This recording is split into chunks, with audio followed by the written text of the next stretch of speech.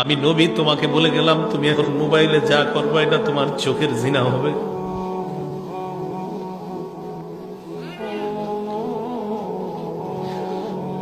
অনেক মানুষ প্রতিদিন এই গুনাহে লিপ্ত হয়, চোখের জিনা করে।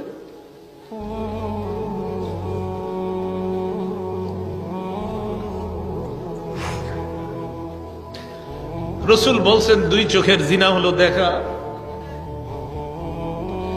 নাটক সিনেমা দেখেন না, আপনার জীবন যৌবন সব নষ্ট করে দিচ্ছে।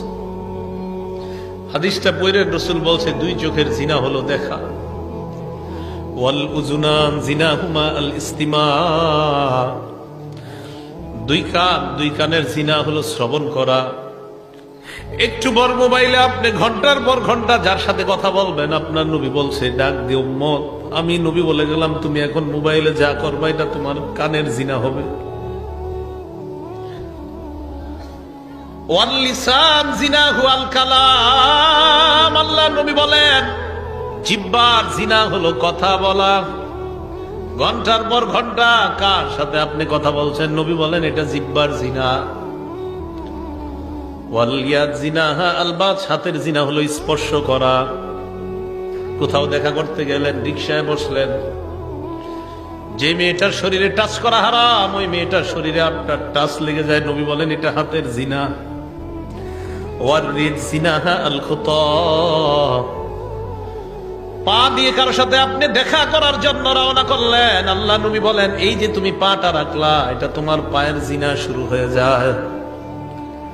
তো নবীজি বলেন আল আইনানি তাজনিয়ান, দুই চোখ জিনা করে, দুই চোখের জিনা হলো দেখা। ওয়াল উযুনান জিনাহুমা আল ইস্তিমা, দুই কানের জিনা হলো শ্রবণ করা। ওয়াল লিসান জিনাহুল কালাম, জিহ্বার জিনা হলো কথা বলা। ওয়াল ইয়াদ জিনাহা আল বাত, হাতের জিনা হলো স্পর্শ করা। ওয়ার রিজলু জিনাহা আল খুতা, পায়ের জিনা হলো হেঁটে যাওয়া। ওয়াল কলবু ইয়াতামান্না ওয়া ইয়াশতাহি, কি বলে দেখেন, অন্তর কল্পনা করে এটা কলবের জিনা। আপনি কল্পনা করছেন না জানি দেখতে কেমন, এটা কলবের জিনা। আপনার জীবনে অনেক দাম, আপনাদের জীবনের, আমাদের জীবনটার অনেক দাম, আমাদের এই জীবনের অনেক দাম, এটা নষ্ট করে দিয়েন না। কিয়ামতের ময়দানে 5 প্রশ্ন করার আগে আপনার 2 পা নড়বে না। দ্বিতীয় প্রশ্নটাই হবে তুমি যৌবন কোন কাজে কাটাইছো। দ্বিতীয় প্রশ্নটা যৌবন কোন কাজে কাটাইছো। দ্বিতীয় প্রশ্ন যৌবন কোন কাজে কাটাইছো। দ্বিতীয় প্রশ্ন যৌবন কোন কাজে কাটাইছো। দ্বিতীয় প্রশ্ন যৌবন তুমি কোন কাজে কাটাইছো, এটা দ্বিতীয় প্রশ্ন। একটা পাও নড়বে না। পরের হিসাব কি দিবেন? 5 প্রশ্নের পরের গুলা কখন দিবেন? দ্বিতীয় প্রশ্নে তো আমরা এই যুগে যারা আছি সবাই মনে আটকায় যাবো দ্বিতীয় প্রশ্ন।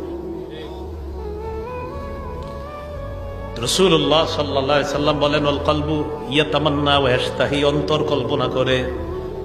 ওয়াল ফারজু ইউসাদ্দিকু যালিকা আও ইউকাযযিবু, লজ্জাস্থান এটাকে বাস্তবায়ন করে। নাউযুবিল্লাহ, লজ্জাস্থান এক পর্যায়ে বাস্তব জিনায় লিপ্ত হয়ে যায়।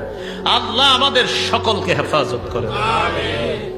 যুব সমাজের মাহফিল কথাগুলা তাই বললাম, আমরা এটা থেকে বাঁচতে হবে। আল্লাহ আমাদেরকে হেফাজত করেন।